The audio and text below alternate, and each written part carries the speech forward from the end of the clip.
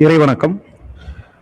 அறிவிலே தெளிவு, நெஞ்சிலே உறுதி, அகத்திலே அன்பினோர் வெள்ளம், பொறிகளின் மீது தனி அரசாணை, பொழுதலாம் நினது பேரருளின், நெறியிலே நாட்டம் கர்மயோகத்தில் நிலைத்திடல் என்றிவை அருளாய், குறிகுணமேதும் இலதாய் அனைத்தாய், குலவிடு தனி பரம்பொருளே, குலவிடு தனி பரம்பொருளே.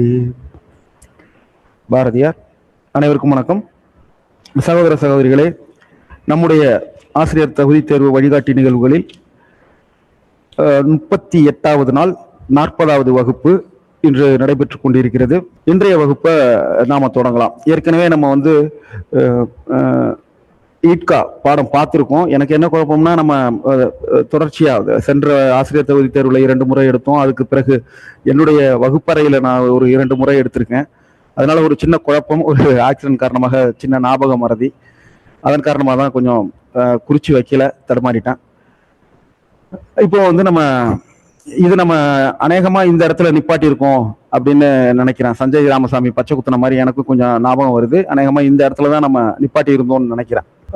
ஒரு ஒரு பொருள் குறித்த 3 வார்த்தைகள், அதை வந்து அதனுடைய தன்மையின் அடிப்படையில, டிகிரிஸ் ஆஃப் மீனிங், அதனுடைய தன்மையின் அடிப்படையில வரிசைப்படுத்துதல், குறைந்தபட்சத்திலிருந்து அதிகபட்சத்தை நோக்கி போறது. இப்போ ஈகர், த்ரில்டு, எக்ஸெக்டட், இந்த 3மே ஒண்ணுதான். ஒரு த்ரில் ஆகுறது, ஒரு எக்ஸெக்ட் ஆகுறது. ஏன்னா அதுக்கு தமிழ்ல சொல்றதை விட இங்கிலீஷ்ல சொன்னாதான் நமக்கு புரியும். நம்ம அந்த மாதிரி பழக்கப்பட்டுட்டோம். அதுல ஒரு எக்ஸைட்மெண்ட் இருக்கும் அப்படிங்கிற மாதிரி, ஒரு ஆர்வம், அதுல ஒரு திடீர் ஒரு உற்சாகம் அப்படிங்கிற மாதிரியான ஒரு வார்த்தை தான் இதுல சென்ஸ்ல தான் இந்த 3 வார்த்தைகளும் ஒருங்கிணையும் புள்ளி அதுதான். அப்போ இதுல வந்து அந்த வரிசை கிரமமாக பாத்தீங்கன்னா, எக்ஸைட்டட், அதுக்கு அடுத்தது த்ரில்டு, அதுக்கு அடுத்தது ஈகர். இதை நம்ம ஆர்டரை மீன் பண்ணிப்போம். இதுல வந்து அதிகமாக வாய்ப்பு இல்லை, அதை நம்ம ஞாபகம் வச்சுப்போம். இதுல அதிக வாய்ப்பு இல்லை, இருந்தாலும் நம்ம பார்த்துருவோம். அதுக்கு அடுத்தது ஷைனி, க்ளோ, டேஸ்லிங். இதுல குறைந்தபட்சமான இந்த ஷைனிங்க்கு வந்து ஷைனின்னு சொல்றோம். அது அதிகபட்சமா இருந்தால் க்ளோ, ரொம்ப பிரகாசமா இருக்கிறது. அதுக்கு அடுத்தது டேஸ்லிங். அதுக்கு அடுத்தது ஸ்மால், டைனி, இது வந்து மைனூட். இப்போ நம்ம இதுல வந்து சிறிய விஷயம் அப்படின்னா மிகச்சிறிய விஷயத்துல இருந்து நம்ம போவோம். நமக்கு தெரியும் டைனி அப்படிங்கிறது ரொம்ப சின்னது அப்படின்னு சொல்லியிருப்போம். அதை விட சிறிய ஒரு விஷயம் இருக்கு, அது மைனூட். இந்த மைனூட்டுங்கிற வார்த்தையை ஞாபகம் வச்சுக்கோங்க. இது வந்து ஹோமோ நிம்ஸ்ல வரும், மினிட், மைனூட், இதுல இது வரும். இதை ஞாபகம் வச்சுக்கோங்க. Same spelling, different pronunciation, different meaning. அப்போ இந்த மைனூட் ரொம்ப நுண்ணியது மைனூட், மிகச்சிறியது டைனி, சிறியது ஸ்மால். இதை நம்ம ஞாபகம் வச்சுப்போம். அடுத்தது கஃபோ, ஸ்மைல், லாஃப். இதுல ஸ்மைல் புன்னகை, லாஃப் நல்லா சிரிக்கிறது, கஃபோ கலகலன்னு சிரிக்கிறது. இதை நம்ம ஞாபகம் வச்சுக்கிறோம். ஓகே, இது மாதிரியான கேள்விகளுக்கான வாய்ப்புகள் மிக குறைவு. இது வந்து நார்மலா பாத்தீங்கன்னா நம்ம அனாலிசிஸ்ல தான் இந்த கேள்வி, லாஜிக்கல் அனாலிசிஸ்ல தான் வரும். அதுக்கான வாய்ப்புகள் குறைவு தான். இதுல நம்ம நேரத்தை வீணடிக்க வேண்டாம். பட் இந்த பிடிஎஃப் நாங்க உங்களுக்கு அனுப்புறோம், அதுல நீங்க ட்ரை பண்ணுங்க.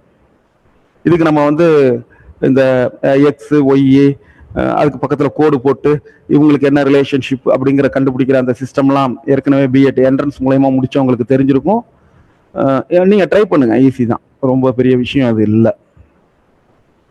அடுத்தது the wind on haunted hill. Okay, இதோடைய கதை சுருக்கம் இதுல நம்ம ஒட்டியிருக்கோம், இதை பார்த்துக்கோங்க. இதுதான் அதுல உள்ள கதை சுருக்கம். ஒரு இமயமலை பகுதியில ஒரு குன்று, அதுல எப்போதுமே காற்று வீசும். அங்க ஒரு கிராமம் இருக்கு. அங்க 2 குழந்தைகள், உஷா, சுரேஷ். பின்யான்றவங்க அவங்களுடைய தோழி. இவங்க வந்து தாத்தாவோட வசிச்சு வராங்க. அதுல மூத்தவங்க வந்து உஷா, அவங்க கடத்தருக்கு போறாங்க.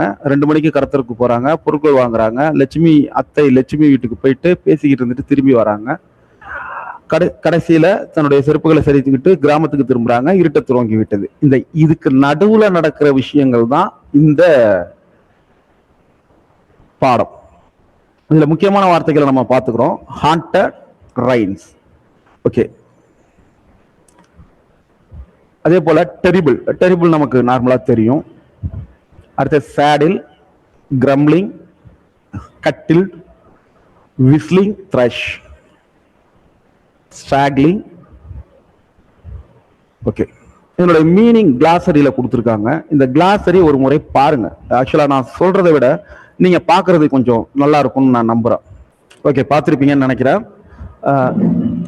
ஏன்னா நமக்கு வந்து நம்ம தமிழ்ல சொன்னால் கூட அங்க உங்களுக்கு ஆப்ஷனா வரக்கூடியது ஆங்கிலத்தில் உள்ள இந்த வார்த்தைகள் தான் ஆப்ஷன்ல வரலாம். ஸ்லானிம் சப்போஸ் கொடுக்குறாங்க அப்படின்னா இது ரிலேட்டடா தான் ஒரு வார்த்தைகள் உங்களுக்கு அங்க கொடுப்பாங்க. அப்போ நம்ம வந்து இந்த வார்த்தைகளை நம்ம கவனம் செலுத்தணும். Moaned, make a long low sound. ஒரு நீண்ட ஓசை அப்படி ஞாபகம் வச்சுப்போம். ஒரு அம்மா அப்படின்னு கத்துறது இருக்கு இல்லையா, அது மாதிரியான சவுண்ட். ஹாண்டட் அப்படின்னா பொசஸ்டு.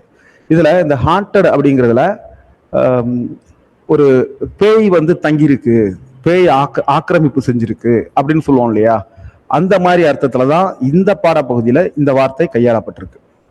ரைன்ஸ் அப்படின்னா மீன்ஸ் முற்றிலுமாக அழித்து ஒழிப்பது அப்படிங்கிற அர்த்தம். டெரிபிள் பயங்கரமான. Saddle, low point and ridge between two summits.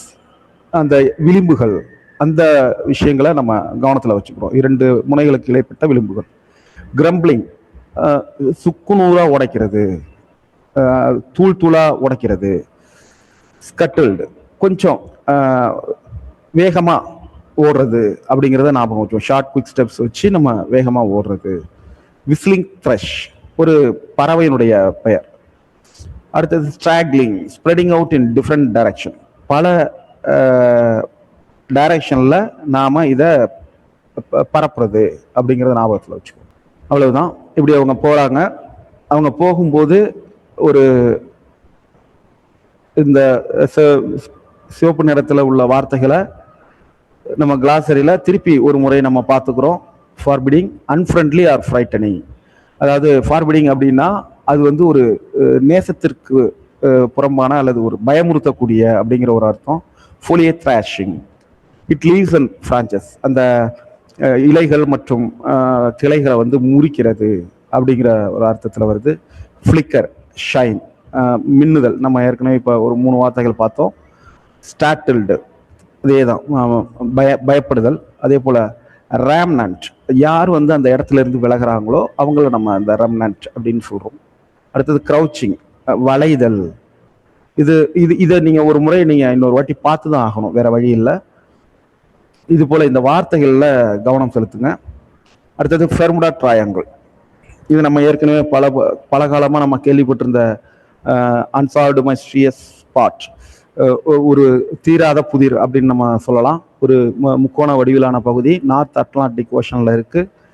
நூற்றுக்கணக்கான மக்களும் போட்ஸ், ஷிப்ஸ், பிளான்ஸ் இதெல்லாம் வந்து அந்த இடத்துல வந்து மறைஞ்சு போயிருக்குங்கிற விஷயத்த சொல்லியிருக்காங்க.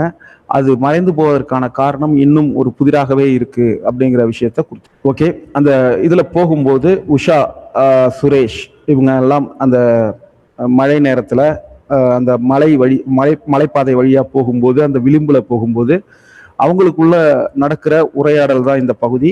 ஆங்கிலத்தை பொறுத்தவரை நம்ம ஏற்கனவே சொல்லியிருக்கோம், அந்த கான்டெக்ட்ல இருந்து அதிகமான மதிப்பெண்கள் வருவதற்கான வாய்ப்புகள் குறைவு, கண்டென்ட்ல இருந்து தான் வரும். அதனால நம்ம இதுல நேரத்தை வீணடிக்க வேண்டாம். இந்த பிடிஎஃப் நாங்க உங்களுக்கு ஷேர் பண்றோம். இதனுடைய தமிழ் அர்த்தத்தை படிக்கிற வகையில ஒரு தமிழ் அர்த்தத்தை உடைய ஒரு கைடு ஒன்று நாங்கள் ஷேர் பண்றோம், அதை பார்த்துக்கோங்க. அதே போல இந்த கிளாசரியில உள்ள வார்த்தைகளுக்கு தேவையான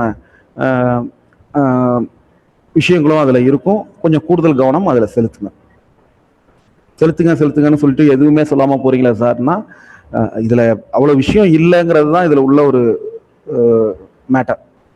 ஓகே, unscramble the வேர்ட்ஸ்.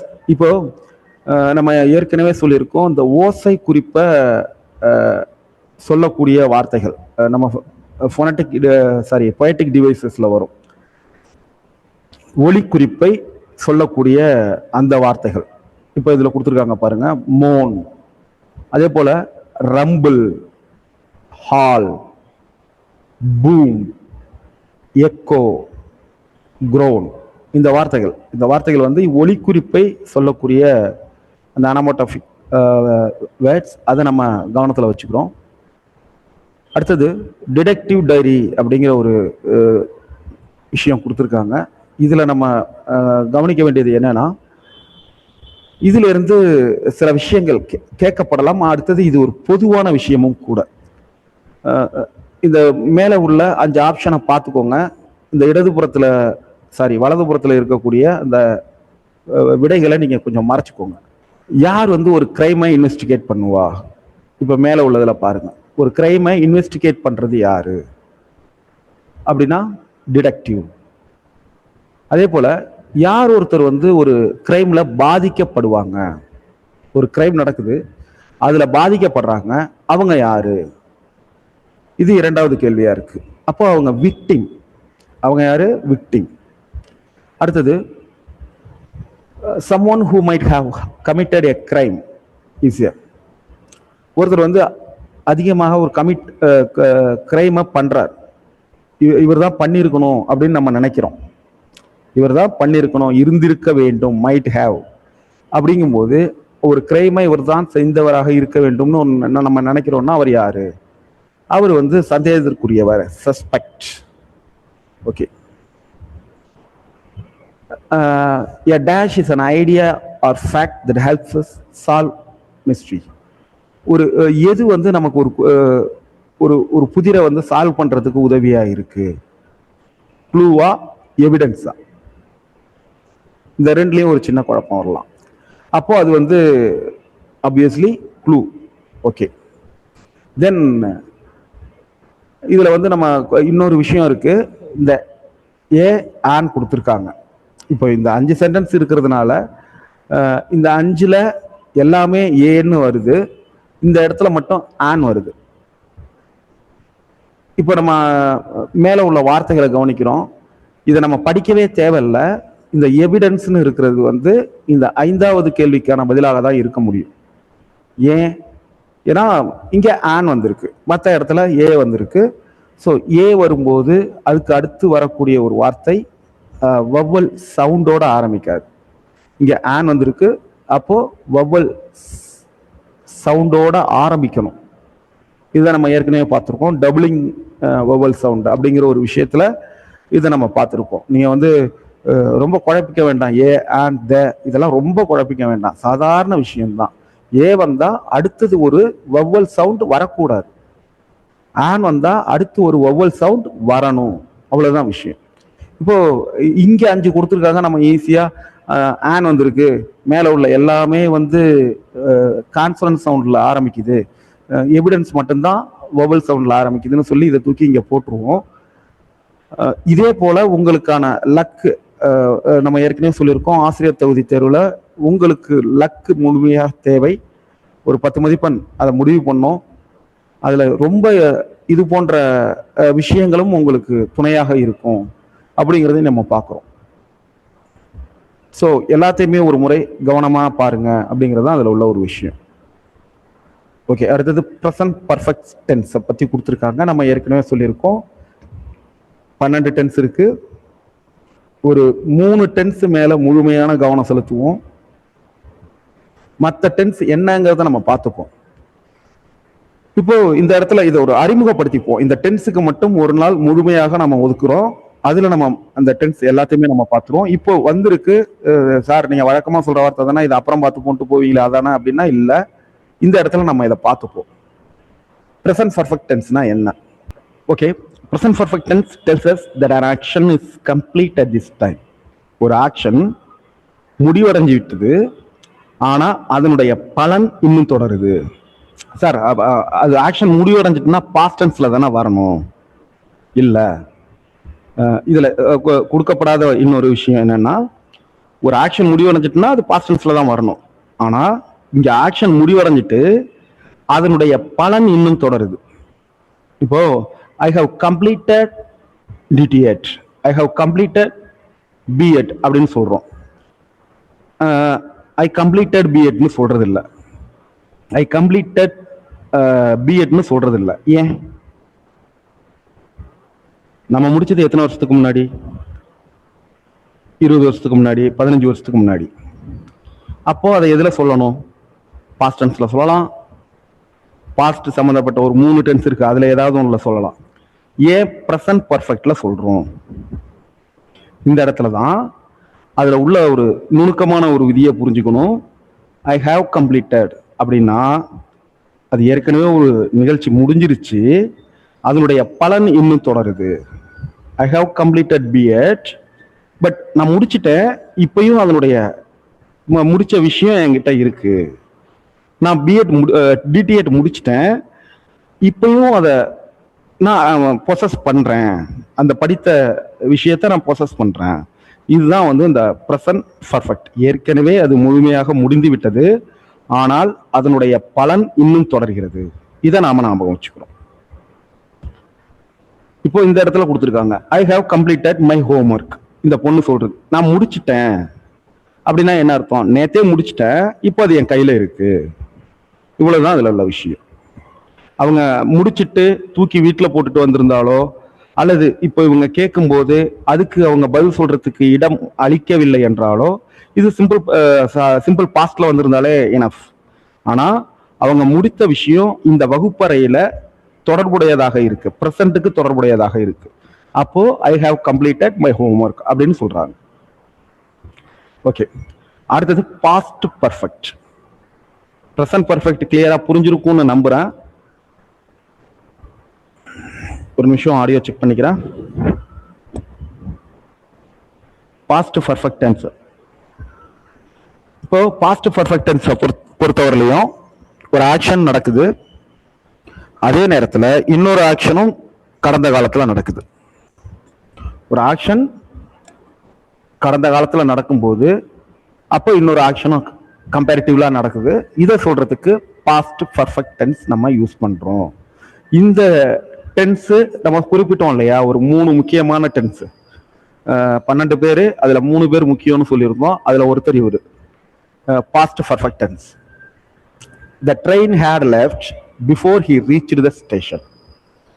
அப்போ இந்த டென்ஸ் வரும்போது நல்லா ஞாபகம் வச்சுக்கோங்க, past perfect tense tells us an action took place before another action in the past. கடந்த காலத்துல, இந்த பாஸ்ட்ங்கிறத ஞாபகம் வச்சுக்கோங்க, கடந்த காலத்துல இன்னொரு விஷயம் நடக்கும், அப்ப நடந்த இன்னும் ஒரு விஷயத்தை சொல்றதுதான் இந்த past perfect tense. The train had left before he reached the station. பிஃபோர்னா முன்னாள், ஓகே, அது நமக்கு கிளியரா தெரியும். இப்போ he reached the station, அவன் ஸ்டேஷனுக்கு போன போது அந்த ட்ரெயின் சென்று விட்டது. இவ்வளவுதான் விஷயம். அவன் ஸ்டேஷனுக்கு போன போதுங்கும் போதே அது பாஸ்ட் டென்ஸ், சிம்பிள் பாஸ்ட்ல இருக்கு. அந்த ட்ரெயின் சென்று விட்டிருந்தது, அங்கிருந்து கிளம்பி இருந்தது. இப்போ நம்ம ஹோம்ஒர்க் முடித்து விட்டேன் அப்படின்னு சொல்றோம் இல்லையா, இங்க சென்று விட்டது.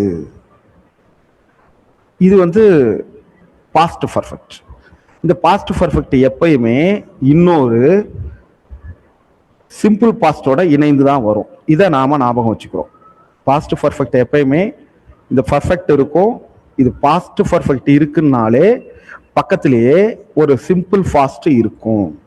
இதை நாம ஞாபகம் வச்சுக்கிறோம். நம்ம பாடத்திட்டத்தை பொறுத்தவரையிலையும் ஒரு பாஸ்ட் பர்ஃபெக்ட் கொடுக்குறாங்க அப்படின்னாலே அதனோட ஒரு கன்ஜெக்ஷன் யூஸ் பண்ணுவாங்க, ஒரு சிம்பிள் ஃபாஸ்ட் இருக்கும், ஒரு சிம்பிள் ஃபாஸ்ட் இருக்கும். இதை நாம நினைவுல வச்சுப்போம். அடுத்தது ஃபியூச்சர் பர்ஃபெக்ட். இந்த ஃபியூச்சர் பர்ஃபெக்டை பொறுத்தவரையிலையும் ஒரு ஈவெண்ட்டு நடக்கலாம் அப்படின்னு நாம் எதிர்பார்க்குறோம். எப்போ? ஃப்யூச்சரில் நடக்கலான்ட்டு. ஆனால் அந்த டைம் அதுக்கு முன்னாடியே, ரொம்ப முன்னாடியே நம்ம எதிர்பார்க்குறோம். நாங்கள் we will have completed our project by next week. நாங்கள் அடுத்த வாரத்தில் எங்களுடைய ப்ராஜெக்டை முடித்து விட்டிருப்போம், முடித்து வைத்திருப்போம், முடித்திருப்போம். இவ்வளவுதான் விஷயம். நாங்க அடுத்த வாரத்துல முடித்து இருப்போம். அப்போ இது பிரசன்ட் பர்ஃபெக்டை பொறுத்தவரையிலையும் ஒரு ஆக்ஷன் கடந்த காலத்துல முழுமையாக நடந்து முடிந்தது, ஆனா அதனுடைய பலன் இன்னமும் இருக்கு. இதுலயும் அந்த கம்பேரிசன் இருக்கு பாருங்க. கடந்த காலத்துல நடந்தது, அதனுடைய பலன் இப்போ வரலையும் தொடருது. I have completed my homework. நான் என்னுடைய ஹோம்ஒர்க்கை முடித்து விட்டிருக்கிறேன், முடித்து விட்டிருக்கிறேன். அப்போ வைத்திருக்கிறேன் அப்படின்னா அதனுடைய பலன் இப்போ யூஸ் ஆகுதுன்னு அர்த்தம். ஓகே, பாஸ்ட் பர்ஃபெக்ட் டென்ஸை பொறுத்தவரையிலையும் ரெண்டு சம்பவம். ஏற்கனவே பாஸ்ட் டென்ஸ்ல நடந்த ஒரு சம்பவம், அது நடக்கும் போதே நடந்து முடிந்த இன்னொரு சம்பவம்.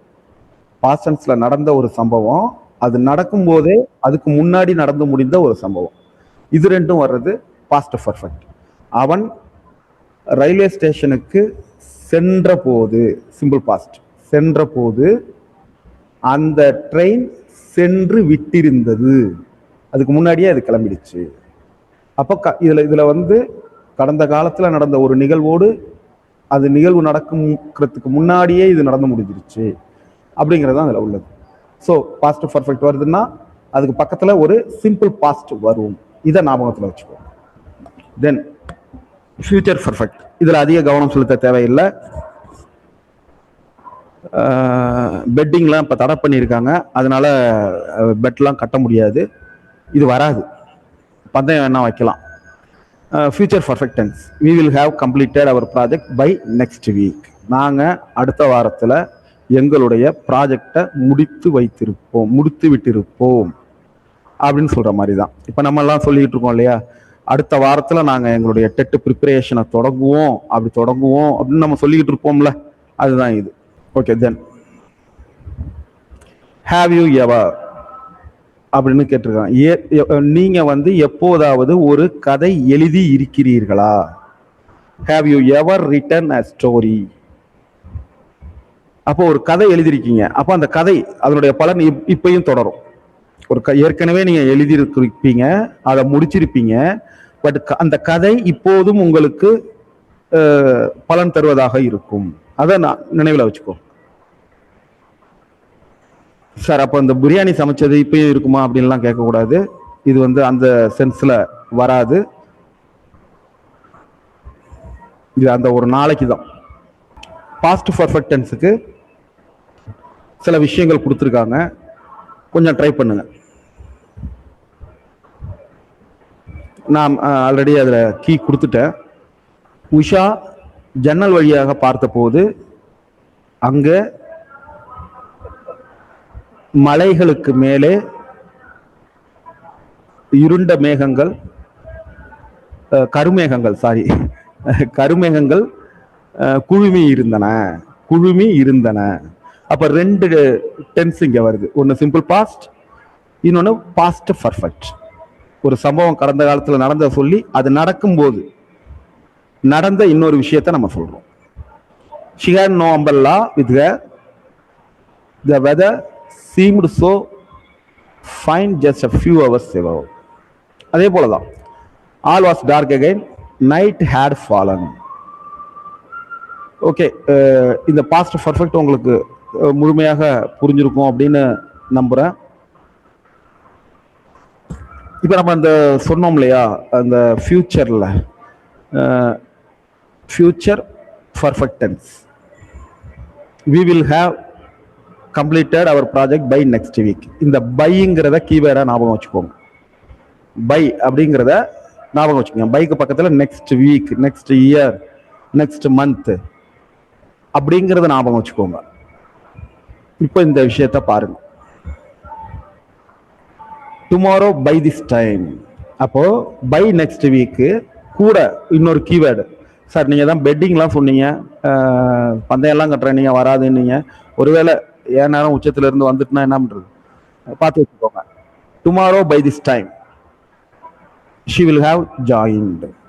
நாளைக்கு இந்நேரம் அவர்கள் இந்த கிளாஸ்ல ஜாயின் பண்ணியிருப்பாங்க. அதே போல she will be undergoing till next year. அப்போ by this time till next year இதையும் நாம கீவேர்டு ஞாபகம் வச்சுக்கிறோம். அப்போ அடுத்ததுலயும் by this time,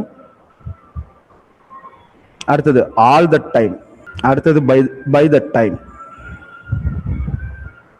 ஓகே, இப்போ நமக்கு இந்த ஃபியூச்சர் பர்ஃபெக்ட் டென்ஸுக்கு உரிய கீவேர்ட்ஸ் நம்ம அதில் கிடைச்சிட்டுன்னு நம்புகிறோம்.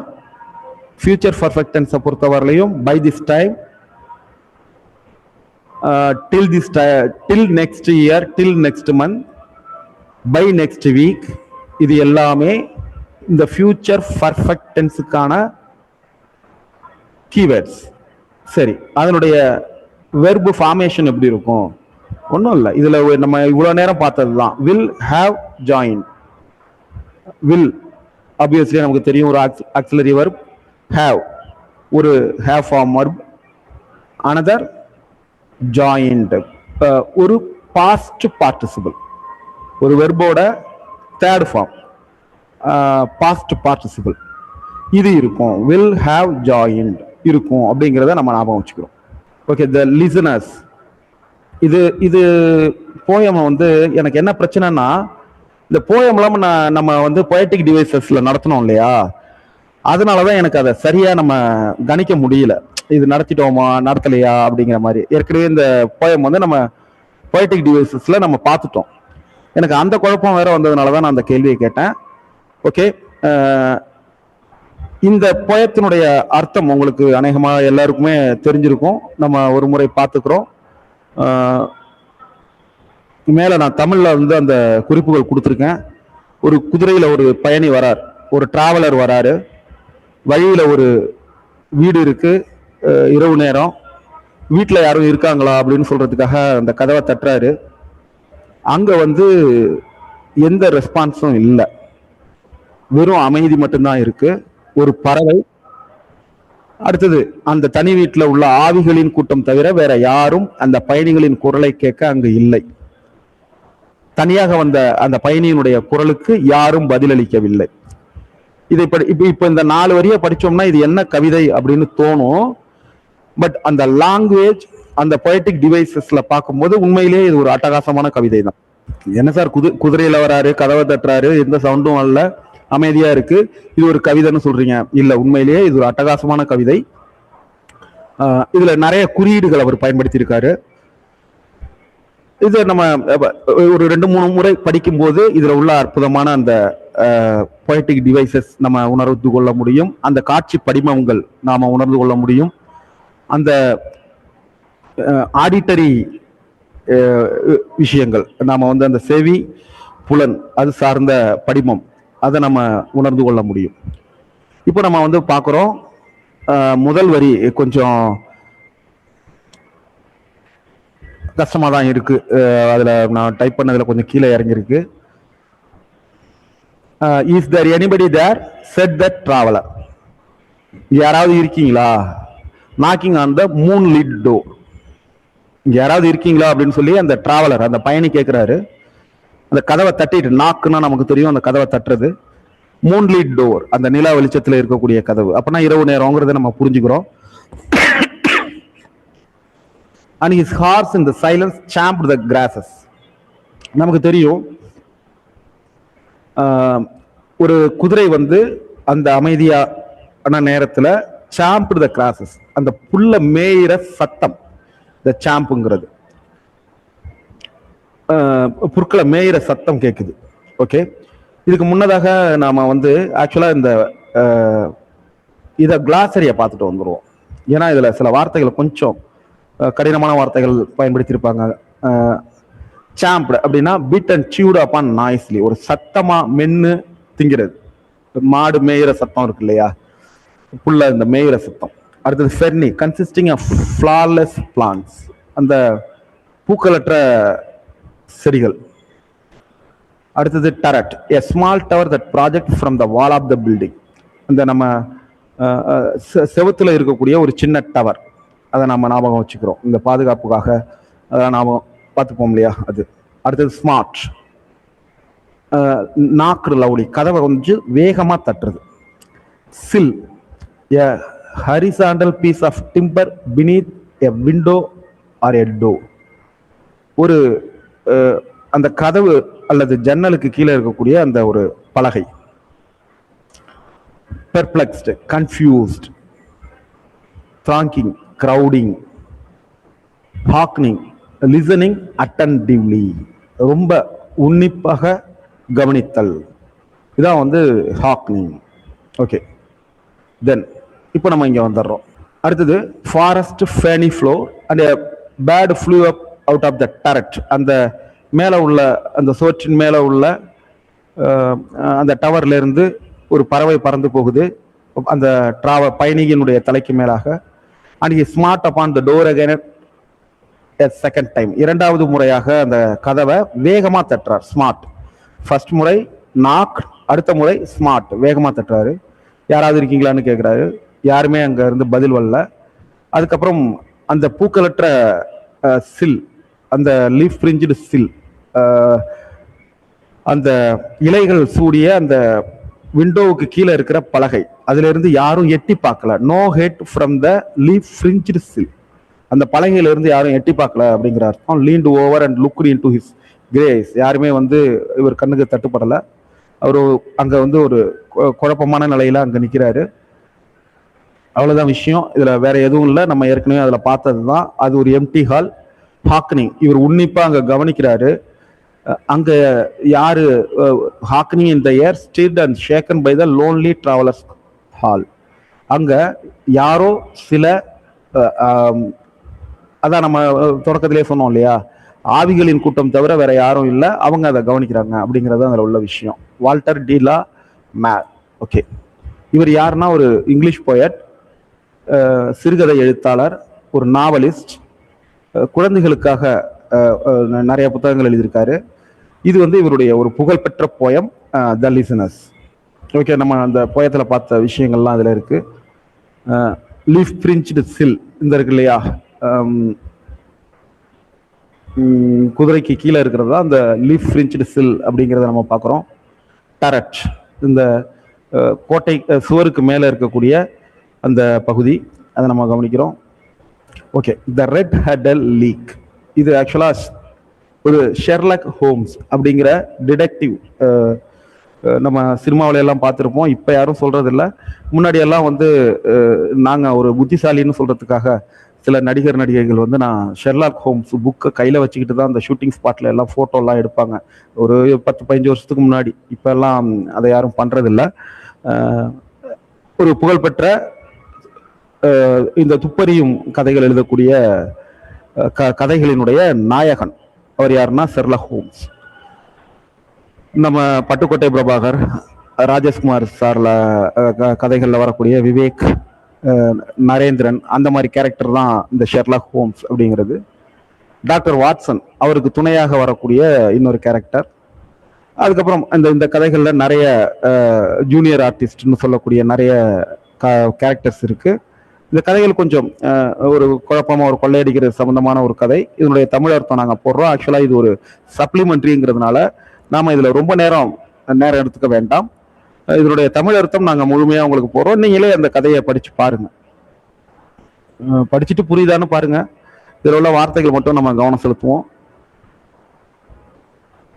ஸ்ட்ராங் ரூம், இப்போ நம்ம எலெக்ஷன் நேரம், இன்னைக்கு கூட ஸ்ட்ராங் ரூம்ல ஒருத்தர் வந்து ஒரு படம் பார்த்துட்டு கைது செய்யப்பட்டிருக்கார். ஸ்ட்ராங் ரூம் அப்படின்னா ஒரு பாதுகாக்கப்பட்ட ஒரு முக்கியமான விஷயங்களை வைக்கிறதுக்கான பெட்டக வசதி கொண்ட ஒரு அறை அப்படின்னு சொல்றோம். இப்ப நம்ம இவிஎம் மிஷின்லாம் எங்க வச்சிருக்காங்கன்னா ஸ்ட்ராங் ரூம்ல வச்சிருக்காங்க. அந்த பாதுகாப்பு ஏற்பாடுகளை அவங்க டிசைன் பண்ணியிருப்பாங்க அப்படிங்கிறத நம்ம பார்க்குறோம். அடுத்தது கிரேட்ஸ், உடன் box used for transporting goods. நம்ம அந்த தக்காளி பொட்டி சொல்லுவோம் இல்லையா, பழைய தக்காளி பொட்டி, இப்போ உள்ளது பிளாஸ்டிக்ல இருக்கு. அந்த பழைய தக்காளி பொட்டியை வந்து கிரேடு அப்படின்னு சொல்லுவோம். ஆக்சுவலாக அதை கிரேடுன்னு சொல்லுவோம், அது கிரேட். ஞாபகம் வச்சுக்கோங்க. தக்காளி கிரேடும், ஆனால் அது கிரேட், அதை ஞாபகம் வச்சுக்கிறோம். அடுத்தது இன்வெஸ்டிகேஷன் அப்படின்னா என்ன? ஒரு சிஸ்டமேட்டிக் எக்ஸாமினேஷன், ஒரு முறையாக ஒரு விஷயத்த ஆய்வு செய்வது. டன்னல், ஒரு என்ன சொல்றது, ஒரு குகை, நம்ம ஆர்டிஃபிஷியல் அண்டர் கிரவுண்ட் பேசேஜ், தரை அடிக்கு கீழே இருக்கக்கூடிய ஒரு குகை. அடுத்தது நோட்டோரியஸ். இது நம்ம சின்ன வயசுல இருந்து நம்ம கேள்விப்பட்ட வார்த்தை தான். ஃபேமஸ் அப்படிங்கிறது ஒரு நல்ல விஷயத்துக்காக ஃபேமஸ் ஆகிறது, அதே நேரத்தில் ஒரு நெகட்டிவான விஷயத்துக்கு ஃபேமஸ் ஆகிறது, அது வந்து நோட்டோரியஸ். இதை நம்ம கவனத்தில் வச்சுக்கணும். ஒரு இப்போ ஹிட்லர், அவர் வந்து ஃபேமஸ் தான், பட் அவர் நோட்டோரியஸ், அதை நம்ம ஞாபகம் வச்சுக்கிறோம். அடுத்த செல்ல ஒரு அண்டர் கிரவுண்ட் ஃப்ளோர், ஒரு பேஸ்மெண்ட், இது நமக்கு தெரியும். அடுத்த ரெகக்னைஸ்டு அப்படின்னா அதை அறிந்து கொள்ளுதல், ஐடென்டிஃபை பண்ணிக்கிறது அப்படிங்கிறது. அடுத்தது எ ப்ரேயர் டு த டீச்சர். ஆக்சுவலாக இந்த பாடம் இப்போ இந்த டைம்ல இருக்குன்னு நினைக்கிறேன். ஓகே, இந்த லெசன் எப்படின்னா, ஒரு மைண்ட்ட்ரீ அப்படிங்கிறதனுடைய நிறுவனத்தினுடைய CEO, chief executive officer, founder Subroto Bagchi அப்படிங்கிறவர் பேசின ஒரு பேச்சின் அடிப்படையில் கொடுக்கப்பட்டிருக்கக்கூடிய பகுதி இது. ஆக்சுவலாக ப்ரோஸ்லாம் குழந்தைகளுக்கு, ஆசிரியர்களுக்கு அந்த குழந்தைகள்கிட்ட என்ன விஷயங்கள் கொண்டு போகணும், அவங்களுக்கு தெரிஞ்சுக்க வேண்டிய வேல்யூஸ், மதிப்புகள், ஸ்கில்ஸ், திறன்கள், இது சம்பந்தமான கொடுக்கப்பட்ட ஒரு செய்தி. ஓகே, 2005 கிராஜுவேட்டிங் டீச்சர்ஸ் அந்த நேரத்தில் இந்த விஷயம் பேசியிருக்காங்க. அதில் வந்து அவங்க வந்து சில விஷயங்களை ஆசிரியர்கள்ட்ட அவங்க சொல்கிறாங்க. அதில் என்னென்ன முக்கியமான விஷயம் அப்படின்னா, முதல்ல இந்த சிலபின்னு கொடுத்துருக்காங்க. நம்ம சிலபஸ்ன்னு சொல்கிறோம் இல்லையா, அந்த சிலபஸோட ப்ளூரல் ஃபார்ம் அதுதான் சிலபி. ஓகே, இன்க்ளூஷன் அப்படின்னா ஒருங்கிணைந்த, உள்ளடக்கிய, அதுதான் இன்க்ளூஷன், இன்க்ளூசிவ் அப்படின்னு நம்ம சொல்லுவோம். அப்போ இந்த பாடம் முழுக்க எல்லோரையும் உள்ளடக்கிய ஒரு கல்வி, ஒருங்கிணைந்த கல்வி, அதுல வந்து மற்றவர்களை மதிப்பது, அவங்களுக்குரிய எல்லைகள், அவங்களுக்கு வந்து ஒரு எஜுகேஷனல் ஸ்டேட்டஸ், கேஸ்ட், இது creed, physical strength, designation, nativity, இது சார்ந்து அவர்களுடைய எல்லைகளை தாண்டி எல்லோருக்கும் உள்ளடக்கியதான ஒரு விஷயத்தை ஒருங்கிணைந்ததாக அப்படி இருக்கணும் அப்படின்னு சொல்றாங்க. இப்ப நம்ம சொல்றோம் இல்லையா, அனைவருக்குமான சமூகம், சமூக சமத்துவம்னு நாங்கள் உங்கள்கிட்ட ஒரு வேண்டுகோள் வச்சோம் இல்லையா, அந்த விஷயம்தான் இது. அதாவது மனிதர்கள்ட்ட எப்படி வந்து பொருளாதார ரீதியாக, கல்வி ரீதியாக, caste, creed, physical strength, designation, இது சார்ந்து எந்த வேறுபாடும் இல்லையோ, அதே போல குழந்தைகளையும் நீங்க எந்த வேறுபாடு கருதாமலும் பாருங்க அப்படிங்கிறது தான் இந்த பாடத்தினுடைய பொருள். அடுத்தது அவங்க என்ன சொல்லியிருக்காங்கன்னா, teach me to communicate with, ஒரு முக்கியமாக ஒரு 5 விஷயம் கொடுத்துருக்காங்க. ஓகே, இதெல்லாம் நம்ம இதுல இருந்தெல்லாம் அவ்வளோ டீப்பாலாம் உள்ள வராது, நம்ம அதை பார்த்துப்போம். கிளாசரியில் கொடுத்துருக்காங்க. சிலபின்னா ப்ளூரல் ஆஃப் சிலபஸ், இன்க்ளூஷன் எல்லோரையும் உள்ளடக்கியது, எல்லோருக்கும் மதிப்பளிப்பது, cut throat competitive, less privileged, disadvantage, அந்த இடத்துல கொஞ்சம் டிஸ்அட்வான்டேஜ் இருக்கு அப்படிங்கிறத நம்ம பார்க்குறோம். அனிமேட்னா லிவிங், ஃப்ரெண்ட் லுக் ஆஃப்டர் கவனித்துக் கொள்ளுதல், கிரிட்டிக்கல் எக்ஸ்ட்ரீம்லி இம்பார்ட்டன்ட், ரொம்ப முக்கியமாக கவனம் கொடுக்க வேண்டிய ஒரு சூழ்நிலை அப்படிங்கிறத நம்ம கவனிக்கிறோம். அதான் கிரிட்டிக்கல். கிரிட்டிக்கல்னா ஒரு தப்பான அர்த்தத்தில் நம்ம சென்ஸ் பண்ணிக்கிட்டு இருக்கோம். ஆக்சுவலாக கிரிட்டிக்கல் அப்படின்னா என்னன்னா எக்ஸ்ட்ரீம்லி இம்பார்ட்டன்ட், அந்த நேரத்தில் நம்ம ரொம்ப முக்கியத்துவம் கொடுக்கணும் அப்படிங்கிறது தான் கிரிட்டிக்கல். அதே போல் இன்டிஸ்கிரிமினேட், அதாவது ஒரு சரியான ஒரு ஜட்ஜ்மெண்ட் இல்லாத ஒரு சூழல், சரியான மதிப்பீடு இல்லை அப்படிங்கிற அர்த்தம். கன்சியூமரிசம், கன்சியூமர்ஸ் அது சம்பந்தப்பட்ட ஒரு அர்த்தம், அவங்களுக்கான பாதுகாப்பு, அதை நம்ம கவனத்தில் வச்சுக்கிறோம். டிஸ்ட்ரக்ஷன் அப்படின்னா ஒரு பொருளை அழிக்கிறது. அதே போல என்கல்ஃப், ஒரு விஷயத்தை சாப்பிடுவது அல்லது விழுங்குவது. ஸ்கேவஞ்சர் பேர்டு, அதாவது இறந்து போன விலங்குகளை சாப்பிடக்கூடிய பறவைகள். குரோ. பெர்ச், ஒரு இடத்துல இருக்கிறது, ரெஸ்ட் எடுக்கிறது, இதான் பெர்ச். ஞாபகத்தில் வச்சுக்கிறோம். என்ஸ்லேவ் அப்படின்னா அடிமை முறை, ஒருத்தங்களை அடிமைப்படுத்துறது. கமர்ஷியல், மணி மைண்டடாக பண்ணுறது. கண்டம்ப்ளேட், ஒரு விஷயத்தை பற்றி டீப்பாக திங்க் பண்ணிக்கிட்டே இருக்கிறது. அடுத்தது பைகாட்ரி, இதில் வந்து ஒரு சகிப்புத்தன்மை இல்லாதது, ஒரு டிஃப்ரெண்ட் ஒப்பீனியனோட சகிப்புத்தன்மை இல்லாத நிலை. இலுமினேட்டட், ஒரு விஷயத்த இலுமினேட் பண்ணுறது, கொஞ்சம் ஓவராக ஏற்றி வைத்தல் அப்படிங்கிற மாதிரி அர்த்தத்தில் வரும். ப்ரிஃபிக்ஸ் சஃபிக்ஸ் நம்ம ஏற்கனவே சில வார்த்தைகள் பார்த்துருக்கோம். ரூட் வேர்டு, ப்ரிஃபிக்ஸ் அல்லது சஃபிக்ஸ். இந்த ப்ரிஃபிக்ஸ் அப்படிங்கிறதே ஒரு ப்ரிஃபிக்ஸ் அப்படிங்கிறத நம்ம பார்த்துருக்கோம். அப்போ சஃபிக்ஸ் வந்து சஃபிக்ஸ் இல்லையா அப்படின்னு நீங்கள் கேட்கலாம். இல்லை, சஃபிக்ஸுங்கிறது சஃபிக்ஸ் இல்லை, ப்ரிஃபிக்ஸுங்கிறது தான் ப்ரிஃபிக்ஸு. சஃபிக்ஸும் ஒரு ப்ரிஃபிக்ஸு, அதில் நம்ம குழம்பிக்க வேண்டாம். ஃபிக்ஸுங்கிறது பொருத்துதல், ப்ரீனா முன்னாடி, அப்போ ப்ரிஃபிக்ஸ்னா முன்னாடி பொருத்துதல் அப்படிங்கிற ஒரு அர்த்தத்தில் வரும். ஸோ அதான் ப்ரிஃபிக்ஸ். நம்ம வந்து ரெண்டு விஷயங்கள் நம்ம ஏற்கனவே நம்ம ஒரு ஆங்கில வகுப்புல சொல்லியிருக்கேன்னு நினைக்கிறேன். நேற்று தமிழ் வகுப்புல கூட ஒருத்தங்க கேட்டாங்க, பொருளாகு பெயர் சினையாகு பெயர். அப்போ நான் சொல்லணும்னு நினைச்ச விஷயம் இதுதான். என்னன்னா, ஒரு ரெண்டு விஷயம் இருக்கு, ரெண்டுமே கிட்டத்தட்ட ஒண்ணுக்கு ஒண்ணு குழப்புதுன்னு வச்சுக்கோங்களேன். ஒரு விஷயத்தை மட்டும் கான்சென்ட்ரேட் பண்ணுங்க. ப்ரிஃபிக்ஸ் அப்படின்னா முன்னாடி சேர்க்கிறது, அப்ப சஃபிக்ஸ்னா அது பின்னாடி சேர்க்கிறது, ஆட்டோமேட்டிக்கா வந்துருமே. இந்த ப்ரிஃபிக்ஸ் அப்படிங்கிறதுனுடைய அர்த்தத்தை முழுமையாக தெரிந்து கொண்டால் சஃபிக்ஸை பத்தி நீங்க கவலைப்படவே தேவையில்லை. ஏன்னா ப்ரிஃபிக்ஸ் சஃபிக்ஸ் நம்ம அந்த வார்த்தையை சேர்த்து பயன்படுத்துறோம். இதுக்கு நான் ஏற்கனவே ஒரு வகுப்புல சொல்லியிருந்தேன், புஷ் புல். இப்பயும் சொல்றேன், நான் புல்ங்கிற வார்த்தை மீது கவனம் செலுத்த மாட்டேன், புஷ்ங்கிற வார்த்தை மேல மட்டும்தான் கவனம் செலுத்துவேன். ஏன்னா புஷ்ஷ தள்ளு இப்படி நான் ஞாபகம் வச்சிருப்பேன். இந்த அமெரிக்க அதிபர் புஷ் இருக்காரு இல்லையா, அவர் ரூலிங்ல இருக்கும்போது நான் இதை ஞாபகம் வச்சுக்க ஆரம்பிச்சேன். இந்த ஒரு அது ஆக்சுவலா அது ஒரு ஜோக்கு தான். எப்படி ஞாபகம் வச்சுக்கிட்டேன், புஷ்ஷ தள்ளணும் அப்படிங்கிறதான் நான் வச்சுக்கிட்ட அந்த ஹிண்ட். அப்போ புஷ்ஷ தள்ளணும் அப்படின்னா புல்லுன்னா என்ன, புஷ்ஷ தள்ளணும், அப்போ புல்லுன்னா இழு. இதே விஷயம்தான். நம்ம எதுலையுமே ரெண்டு விஷயம் நமக்கு குழப்புது அல்லது அதுல வந்து எவ்வளவு படிச்சாலும் அதுல ஒரு சின்ன தடுமாற்றம் இருக்குன்னா ஒரு விஷயத்த மட்டும் தொடர்ந்து படிங்க, இன்னொரு விஷயத்த அப்படியே விட்டுருங்க. இது இது இல்லைன்னா அது. இந்த ஒரு விஷயத்துல நீங்க தெளிவடைஞ்சிட்டீங்க அப்படின்னா ஒரு விஷயத்த பாக்குறீங்க. இப்ப கன்ஃபார்ம், இப்போ இந்த ஃபார்ம்ங்கிற ஒரு வார்த்தை கொடுத்துருக்காங்க, இதுல கான்னு ஒரு வார்த்தை கொடுத்துருக்காங்க.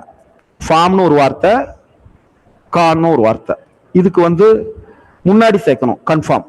அப்ப இது ப்ரிஃபிக்ஸ் அப்படிங்கிறதுல தெளிவாயிட்டீங்கன்னா, இந்த பேட்ரியாட் இசம் அப்படிங்கிற ஒரு வார்த்தை இருக்கு, இதை பின்னாடி தான் சேர்த்தாகணும். அப்போ இது சஃபிக்ஸ்.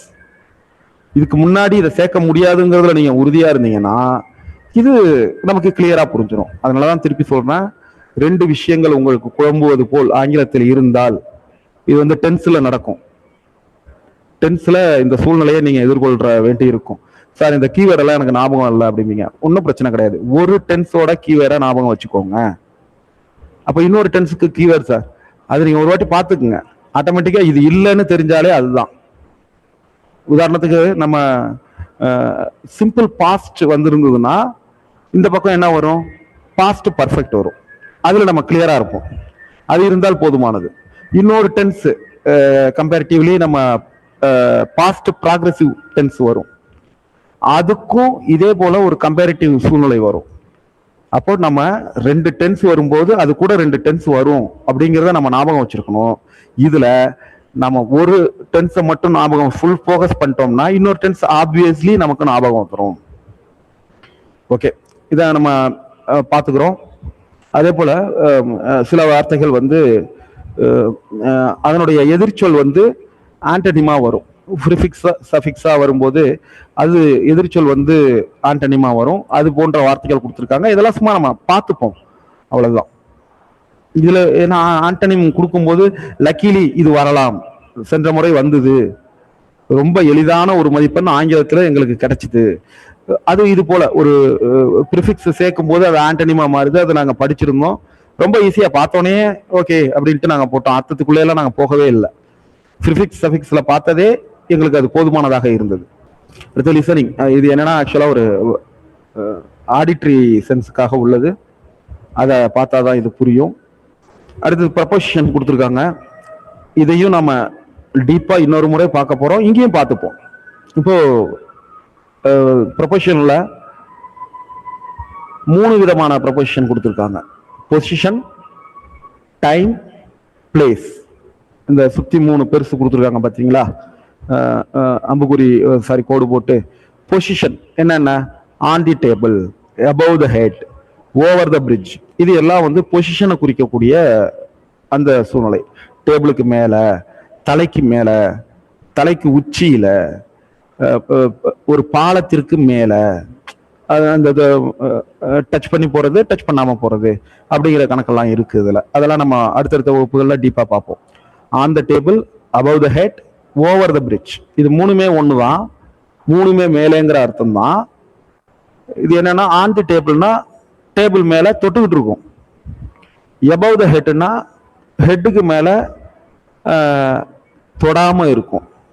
ஓவர் த பிரிட்ஜ்னா ஒரு பிரிட்ஜ், ஒரு பாலம் இருக்கு, அந்த பாலத்துக்கு மேல. இது வந்து நம்ம வேற வழி இல்லை, இப்படிதான் நாம வச்சுக்கணும். பாலத்துக்கு மேல தொடாம இருக்கிறது. அது சாரி, ஒரு பாலமே மேல இருக்கும். பாலமே ஏதோ ஒண்ணுக்கு மேலதான் இருக்கும். ஒரு ஆறுக்கு மேலதான் ஒரு பாலம் இருக்கும், அல்லது ஒரு ஒரு ரயில் ரோடு அப்படின்னு சொல்லக்கூடிய தண்டாவரத்துக்கு மேலதான் இருக்கும். அதுவே ஓவரா தான் இருக்கும். அதுக்கு மேல ஒண்ணு போகுது அப்படின்னா அது ஓவர் த பிரிட்ஜ். இப்படி நாம வச்சுக்கோங்க. தொட்டுக்கிட்டு இருந்தா ஆன், தொடாம இருந்தா அபவ், ஒண்ணுக்கு மேல ஓவரா இருக்கிறதுக்கு மேல ஓவரா இருந்தா அது ஓவர். ஒண்ணுக்கு மேல, ஒரு ஆத்துக்கு மேல இருக்கிற பாலம், பாலத்துக்கு மேல ஒண்ணு இருக்கு அப்படின்னா ஓவர். இப்படி நாம வச்சுக்கோங்க. அடுத்தது டைம், அட் 5 AM. அப்போ எக்ஸாக்ட் டயத்தை அது குறிக்குது. டியூரிங் த மார்னிங், காலை நேரம், அந்த அந்த அந்த பொழுதை குறிக்குது. அந்த நேரத்துல, ஒரு குறிப்பிட்ட நேரத்துல, டியூரிங் அந்த நேரத்துல இது நடக்குது அப்படின்னு சொல்றது. இந்த ஈவினிங், இப்ப இந்த ஈவினிங்னா ஒரு ஒரு 2-3 மணி நேரத்தை நம்ம ஈவினிங்னு சொல்லுவோம் இல்லையா, அதுல ஒரு எக்ஸாக்ட் நேரம் இல்லை. அப்போ இந்த ஈவினிங், மாலை மாலை மாலை நேரத்துல அப்படிங்கிற அர்த்தம். அப்போ ஒரு எக்ஸாக்ட் டைம் கொடுத்தா அட், இதை ஞாபகம் வச்சுக்கிறோம். ஒரு எக்ஸாக்ட் டைம் கொடுத்தா அட், ஒரு எக்ஸாக்ட் டேட் கொடுத்தாலும் அட்டு தான். அடுத்தது ஒரு குத்துமதிப்பா ஒரு ஈவினிங் அப்படின்னு சொன்னா இன். அதே போல ஒரு குத்துமதிப்பா ஒரு ஒரு வருஷத்தை சொன்னா இன் 2024 இப்படி ஞாபகம் வச்சுக்கிறோம். இது போல நம்ம ஞாபகம் வச்சுப்போம். அடுத்தது place. In Villupuram, at the bus stop, inside the class room. இப்போ இது நீங்க பை பிராக்டிஸா இதை நீங்க இதனுடைய சென்ஸ்ல உணர்ந்து கொள்ள முடியும். விழுப்புரம்ங்கிறது ஒரு பெரிய ஏரியா. அட் பஸ் ஸ்டாப் அது ஒரு எக்ஸாக்டான area. Inside the class room ஒரு கிளாஸ் ரூமுக்கு உள்ள இருக்கிறது. இன்சைடுனா உள்ளே இருத்தல், அவுட் சைடுனா வெளியே அப்படிங்கிற அர்த்தத்துல வரும். அடுத்த சில ப்ரிப்போசிஷன் கொடுத்துருக்காங்க, கவனிக்கிறோம். நெக்ஸ்ட் டு, அடுத்து இருப்பது. பிஹைண்ட், பின்னால் நிற்பது, பின்னால் இருப்பது. அவுட் ஆஃப், அதை விட்டு வெளியில வருவது. இன்டு, ஒரு விஷயத்துக்குள்ள உள்ள போறது. இப்போ ஒரு டன்னலுக்குள்ள ட்ரெயின் போகுது அப்படின்னா அது ஒரு இன்டு, இதை ஞாபகம் வச்சுக்கிறோம். அரவுண்ட், அப்படியே சுற்றி வருவது. இன் அப்படின்னா ஒரு பெட்டிக்குள்ள, ஒரு விஷயத்துக்குள்ள இருக்கிறது. த்ரோன்னா அதன் வழியாக செல்வது. மற்றபடி ப்ரிப்போசிஷன்லாம் உங்களுக்கு கவனமா இருப்பீங்கன்னு நாங்க நம்புறோம். ஓகே, நீங்க இங்கேயே நம்ம ஒரு டெஸ்ட் எடுப்போம். ஒரு விட்டடிக்காம உங்களை வைக்கலான்னு பார்த்தா வாய்ப்பு இல்லாம போகுது. சரி, ஓகே. ஜூமில எனக்கு கொஞ்சம் சிக்கல் இருக்குமா. Is your mother at home. ஏன் அட்னு ஹோம்னு கொடுத்துருக்கோம்? ஒரு exact place. There is unity in diversity among the people. ஏன் அமாங்கன்னு கொடுத்துருக்கோம்? ஏன்னா பெட்வீன் வந்தா 2 பேருக்கு மத்தியில இருக்கு அப்படின்னு சொன்னா பெட்வீன் சொல்லலாம். வித்தின் அப்படின்னா ஒரு குறிப்பிட்ட நபர்களை சொல்லணும். ஒரு ஒட்டுமொத்தமா ஒரு குழுவை சொல்லும் போது அந்த இடத்துல அமாங், அதாவது 2 பேருக்கு மேல வந்தாலே அமாங் அப்படிங்கிறத ஞாபகம் வச்சுக்கிறோம். இதுல வித்தின் வந்து இதுக்குள்ள பொருந்தாது. பிட்வீன் அமாங் 2 தான். பிட்வீன்னா 2 பேருக்கு இடையில 3 பேர் அல்லது அதுக்கு மேல இருந்தா அமாங். இதை நம்ம ஞாபகம் வச்சுக்கிறோம். he discussed the problem. அவன் வந்து அந்த பிரச்சனையை யார் உடன், இந்த வித்துனா உடன், ஒரே அர்த்தம் தான் வித்துக்கு, உடன். இதை நம்ம ஞாபகம் வச்சுக்கிறோம். நம்ம Lithisha was praised by her father. நம்ம அந்த ஐயாள் ஹூ இன்னதுக்குன்னு சொல்லுவோம் இல்லையா, அதுதான் இந்த பையன்னா ஆள்னு அர்த்தம். அவங்க அப்பாவால பாராட்டப்பட்டாள். ஞாபகம் வச்சுக்கிறோம். Can you finish the work by tomorrow? நாளைக்குள்ள இதை முடிச்சிருவியா? சின்ஸ்னா ஒரு கடந்த காலத்துல இருந்து ஒரு ஒரு last month, last week, last year, for 5 years, for 5 years, ஒரு குறிப்பிட்ட லாஸ்ட் வீக், லாஸ்ட் மந்த்னு சொல்லும் போது சின்ஸ் வருங்கிறத நம்ம புரிஞ்சுக்கிறோம். அதே போல சில எக்ஸசைஸ் கொடுத்துருக்காங்க. ஓகே, இப்போ நம்ம இந்த 10ஐயும் நீங்க பார்த்துருப்பீங்கன்னு நம்புறேன். சில விஷயம் இதை பார்க்கும்போது அதுல ஏத்தாப்லயே ஆன்சர் இருக்கு, சில விஷயங்கள் புரிஞ்சிருக்கும் அப்படிங்கிறத உணர்றேன். நம்ம கடந்த காலத்திலிருந்து ஒரு விஷயத்த சொல்றதுக்கு நம்ம சின்ஸ்ங்கிற வார்த்தையை பயன்படுத்துறோம். பொழுதுகள் அப்படின்னு சொல்றதுக்கு டியூரிங். நீங்க காலை வேலைகளில் என்ன பண்ணுவீங்க, மாலை வேலைகள்ல என்ன பண்ணுவீங்க? நான் பொதுவா வார இறுதியில சுற்றுலா போவேன், இப்படி சொல்றதுக்கு டியூரிங்கிற வார்த்தையை நம்ம பயன்படுத்துறோம். அதே போல ஆன் சண்டே நம்ம சொல்லிட்டோம். ஒரு எக்ஸாக்டான டைம் கொடுக்கும்போது அட், ஒரு மாதம் கொடுக்கும்போது ஆன், ஒரு கிழமை கொடுக்கும்போது ஆன், அதாவது பேர். இப்போ சண்டேன்னு கொடுத்துருக்காங்க, இந்த இடத்துல சண்டே வரல, டிசம்பர்னு வந்திருக்கு, அப்பயும் ஆன் தான் வரும். இந்த 2வது கேள்வியில சண்டேங்கிற இடத்துல டிசம்பர் இருந்தாலும் ஆன் தான் வரும். ஏன்னா சண்டே ஒரு வார நாளினுடைய பெயர் கொடுத்துருக்காங்க, டிசம்பர் ஒரு மாதத்தினுடைய பெயர் கொடுத்துருக்காங்க, அப்போ ஆன் வரும். அதுக்கு அடுத்தது 3வது கேள்வியை பார்க்குறோம். I haven't met my friends December. டிசம்பர்னு வந்தாலே ஆனை போட்டக்கூடாது, ஏன்னா நான் இதனுடைய சென்ஸையும் பார்க்கணும். நான் என்னுடைய நண்பர்களை டிசம்பர்ல இருந்து மீட் பண்ணல, அப்போ சின்ஸ் அந்த காலத்திலிருந்து. சின்ஸ்னா கேஜிஎஃப்ல ராக்கி பாய் சொல்லுவார் இல்லையா, ராக்கி பாய் சின்ஸ் 1965 அப்படின்னு சொல்ற மாதிரி, 1965 இருந்து நான் ராக்கி பாய் அப்படிங்கிற மாதிரி. இப்படி ஒரு குறிப்பிட்ட காலத்திலிருந்து நான் ஒரு விஷயத்தை செய்யற அல்லது செய்யல, இதுக்கு வந்து நம்ம சின்ஸ்ங்கிற வார்த்தையை பயன்படுத்துறோம். அடுத்தது run on the street and get me the ribbon. Okay, இதே இடத்துல இந்த ஸ்ட்ரீட்டுக்கு பதிலா ஒரு பிரிட்ஜ் வந்திருந்தா நம்ம என்ன சொல்லுவோம்? Run over the bridge. ஏன்னா பிரிட்ஜே ஓவரா இருக்கு. எதுக்கு? ஆற்றுக்கு மேல இருக்கக்கூடியது பிரிட்ஜ். பிரிட்ஜுக்கு மேல நம்ம ஓடுறோம் அப்படின்னா அந்த இடத்துல ஆன் த பிரிட்ஜ் கிடையாது, ஓவர் த பிரிட்ஜ். இதை நம்ம ஞாபகம் வச்சுக்கிறோம். He told me in detail dash the incident. ஒரு இன்சிடென்ட பற்றி, பற்றினாலே அபவுட், ஆப்வியஸ்லி நமக்கு தெரியும். Okay, the picture was withdrawn, sorry, the picture was drawn by the girl. அந்த பொண்ணால அந்த படம் வரையப்பட்டது. with charcoal, சார்கோலை வச்சு யூஸ் பண்ணி, வித் அதனுடன் அப்படிங்கிற அர்த்தத்தில். the car was traveling at a great speed. Sorry, எக்ஸாக்டா ஒரு நம்பர் இருந்தா தானே அட்டு வரும்னு சொன்னீங்க, இந்த இடத்துல எப்படி அட்டு வந்து? ஒரு கிரேட் ஸ்பீடு அப்படின்னு சொல்லியிருக்காங்க. ஒரு எக்ஸாக்டா மெதுவா போகுது, வேகமா போகுது அப்படின்னு இல்லாம ஒரு நல்ல ஸ்பீட்ல போகுதுன்னு சொல்லியிருக்காங்க. அப்ப அந்த இடத்துல அட்டு வரும்னு நாம வச்சுக்கோங்க. The ball fell into the lake. பந்து குளத்துக்குள்ள விழுந்துருச்சு. into அப்படின்னா அதற்கு உள்ளே. There is a bridge across the river. குறுக்கே ஒரு பிரிட்ஜ் வந்து பாலத்திற்கு குறுக்கே இருக்கு. அப்போ ஒரு ஆற்றுக்கு குறுக்கே இருக்கு அப்படிங்கிறது பாலம். அதை நம்ம ஞாபகம் வச்சுக்கிறோம். நீங்க ஏற்கனவே பாலத்துக்கு மேல இருக்கு, ஓவரா இருக்குன்னு சொன்னீங்களே அப்படின்னா, நான் சிம்பிளா புரியறதுக்காக சொன்னேன். ஒரு பாலத்துக்கு மேல அந்த பிரிட்ஜ் இருக்கு, அதுக்கு ஒரு பொருளுக்கு மேல இருக்கிறதுக்கு மேல ஒண்ணு நடக்குதுன்னா அதுக்கு ஓவர்னு அர்த்தம் அப்படிங்கிறதுக்காக சொன்னேன். அதை வச்சுக்கிட்டு சண்டைக்கெல்லாம் வராதிங்க. பிரிட்ஜ் வந்து அக்ராஸ் த ரிவர் தான், நாம வச்சுக்கிறோம். The conference will be held from to, இது நமக்கு தெரியும்.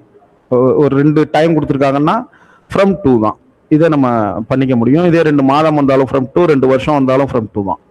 இப்போ ஆன் யுவர் ஓன்னு சொல்லியிருக்காங்க. Okay, claimed on for a long time, நீண்ட காலமாக, ஃபார் எ லாங் டைம், இதெல்லாம் பிராக்டிஸ்ல தாங்க வரும். Kumaravel has lived in this city since 2012, 2012 இருந்து, அப்போ சின்ஸ் வரும். The paper was published in an international journal. அவங்களுடைய பேப்பர், அந்த அறிக்கை வந்து ஒரு இன்டர்நேஷனல் ஜேர்னல்ல பப்ளிஷ் பண்ணப்பட்டது. when will you return back home, இதை நம்ம ஞாபகம் வச்சுக்கிறோம்.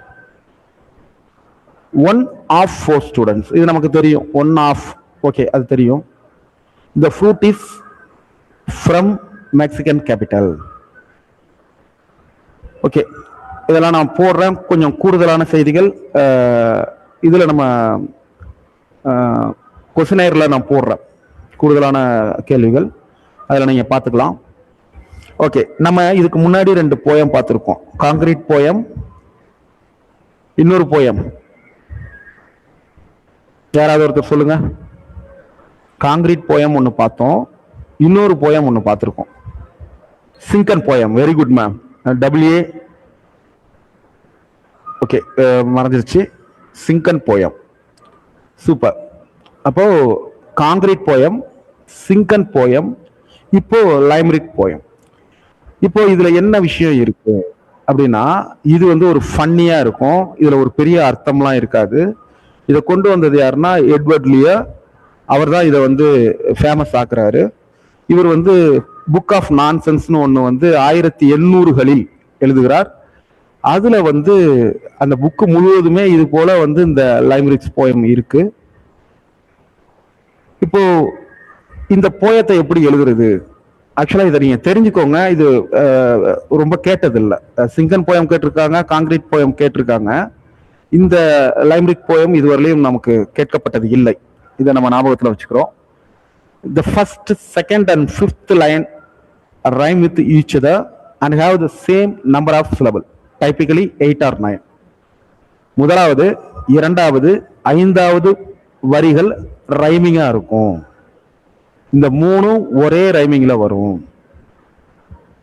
அப்ப முதலாவதுக்கு ஏ கொடுத்தோம்னா இரண்டாவதுக்கும் ஏ தான் கொடுப்போம், 5வது வரைக்கும் ஏ தான் கொடுப்போம். இதை நம்ம ஞாபகம் வச்சுக்கிறோம். அடுத்தது, அந்த ஒவ்வொரு வரியிலையும் சிலபிள் வந்து 8 அல்லது 9 இருக்கும். வேர்ட்ஸ் இல்ல, சிலபிள். இதை நம்ம ஞாபகம் வச்சுக்கிறோம். ஒவ்வொரு வரியிலையும் 8 அல்லது 9 சிலபிள் இருக்கும். ஓகே, 3வது 4வது லைன்ஸ் வந்து ரைம் வித் ஈச் அதர். அப்போ 3வது 4வது வரிகள், 2வது வரி, முதல் வரியும் 2வது வரியும் ஏ, அப்போ 3வது வரி என்ன வரும், பி. அப்போ 4வது வரியும் அதோட ரைமிங்கா இருக்கும், ஏ ஏ பி பி, மீண்டும் ஏ வரும். இதுதான் அந்த போயத்தோட ஸ்டைல். இதை நம்ம ஞாபகம் வச்சுக்கிறோம். இதுல வந்து 5 அல்லது 6 சிலபிள் இருக்கும். ஓகே, முக்கியமான விஷயம் என்னன்னா, there once was a, there was a, இந்த வார்த்தைகள் இருக்கும். இது வந்து கண்டிப்பா இப்படிதான் ஸ்டார்ட் ஆகும்னு சொல்ல முடியாது. சில வேளைகளில் இப்படி ஸ்டார்ட் ஆகலாம். There once was a, there was a அப்படின்னு ஸ்டார்ட் ஆகலாம் அப்படின்னு கொடுத்துருக்காங்க. இப்போ இந்த லைம்ரிக் போயத்தை பார்க்குறோம். நம்ம சிலபிஃபிகேஷன் பண்ணுவோம், சாரி, ரைமிங் ஸ்கீம் பார்க்குறோம். ஸ்டார்ங்கிற தலைப்பில் எழுதப்பட்ட போயம். முதல் வரியினுடைய கடைசி வார்த்தையை பார்க்குறோம், ஸ்டார். ஆப்வியஸ்லி ஏ கொடுத்துட்றோம் லெட்டர். இப்போ ஸ்டார்ங்கிறது என்ன, ஏ, ஏ கொடுத்துட்றோம். அடுத்தது ஃபேர். அப்போ ஸ்டாரும் ஃபேரும் என்ன ஆகுது? ரைமிங் ஆகுது. அப்போ அதுவும் ஏதான். மூன்றாவது வரியை பார்க்குறோம். இப்போ இதுல சிலபிள்ஸ் எத்தனை இருக்குன்னு கவனிங்க. முதல் வரியில தேர் ஒன்ஸ் வாஸ் எ ஒன் ட ஃபுல் ஸ்டார். த இது ஒரே syllable. The ones was a one ட ஃபுல் ஸ்டார். எத்தனை சிலபிள் இருக்குன்னு யாராவது எண்ணீங்களா? நானும் மவுஸ் கையில் வைக்கிறதுனால எண்ண முடியல. ஓகே. அதே போல ஹூ தாட். இந்த தாட்டுங்கிறது நிறைய எழுத்துக்கள் இருக்கிற மாதிரி தெரிஞ்சா கூட இது ஒரே சிலபிள் தான். ஏன்னா அந்த உயிரொலி நம்ம ஏற்கனவே சொல்லியிருக்கோம், ஆங்கிலத்துல எழுத்துக்களுக்கு மதிப்பே கிடையாது, மரியாதையே கிடையாது. சவுண்டு தான் மேட்டர். ஆங்கிலத்தை பொறுத்தவரையிலையும் சவுண்டு தான் மேட்டர். இப்ப இந்த தாட் அப்படிங்கிறத இந்த எழுத்துக்கள் இத்தனை இருக்கு, இதை வச்சு முடிவு பண்ண முடியுமா? முடியாது. இதனுடைய உயிர் ஒளி எங்க இருக்கு? அந்த ஓ யூ அப்படிங்கிற ஒரு சவுண்ட் இருக்கு இல்லையா, எழுத்துக்கள் இருக்கு இல்லையா, அந்த இடத்துல வரக்கூடிய ஓசை, அதை நம்ம கவனிக்கிறோம். தாட். அப்போ ஒரே ஒரு வவ்வல் சவுண்டு தான் வருது. இது மேபி திப்தாங் சவுண்டா கூட இருக்கலாம். ரெண்டு உயிரெழுத்துக்களின் ஓசை இணைந்து வரக்கூடிய சவுண்டா கூட இருக்கலாம். அவை இருந்தாலும் அது ஒரே சிலபிள் தான். அப்போ ஹூ தாட் ஷீ வுட், இதுலயும் இதுவும் ஒரே சிலபிள் தான். கோ வே ரீ ஃபா. அப்போ இது எத்தனை சிலபிள் வருது? இதை கவனிங்க. இப்போ ஓகே, திருப்பி நம்ம ரைமிங் ஸ்கீமுக்கு வந்துருவோம். ஸ்டார் ஃபார் ஏ கொடுத்துட்டோம். இங்க டான் டவுன் அப்படின்னு வருது. டவுன், சாரி டான் இல்ல, டவுன் தான். அப்போ இது ஏற்கனவே உள்ள அந்த ஓசைகளோட ஒத்து போகல. அப்போ இதுக்கு என்ன நம்ம கொடுப்போம்? Letter B. அடுத்தது and look like a clown. மீண்டும் சொல்றேன், இது திப்தாங். திப்தாங் சவுண்டு, அவு சவுண்டு வரும். Down, clown. அப்போ இதுவும் என்னது? அதே சவுண்டு தான், பி. இப்ப மீண்டும் என்ன வருது? இங்க ஃபா வருது. ஏற்கனவே ஸ்டா, ஃபார், ஏ. இப்போ கடைசியா அதுக்கும் ஏ கொடுத்துட்றோம்.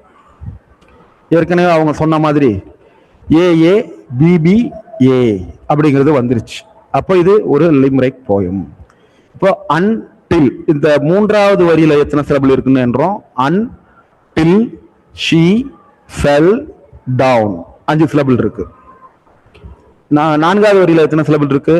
அன் லுக்ட், இது ஒரே சிங்கிள் சிலபிள் தான், ஞாபகம் வச்சுக்கோங்க. லுக்குடு அதெல்லாம் கிடையாது. இந்த குடுகுடு சவுண்டெல்லாம் ஆங்கிலத்துல கிடையாது.